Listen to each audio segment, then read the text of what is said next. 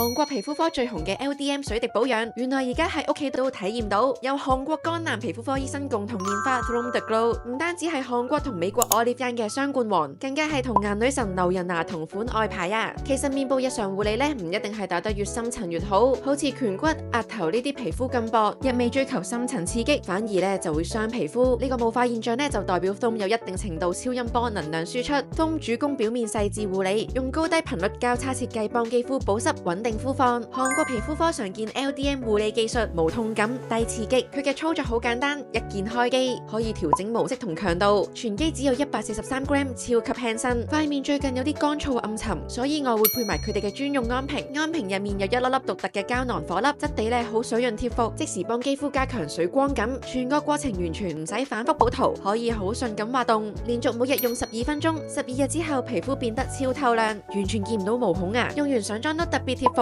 完全冇卡粉，仲自帶一種好自然嘅精緻光澤妝效。睇完我12日嘅真實實測，塊面嗰種透亮感係咪呃唔到人呢？絕對係近期令我最驚喜嘅美容儀啊！題外話，我覺得佢哋嘅產品都好有質感，擺喺屋企都好有 feel 啊！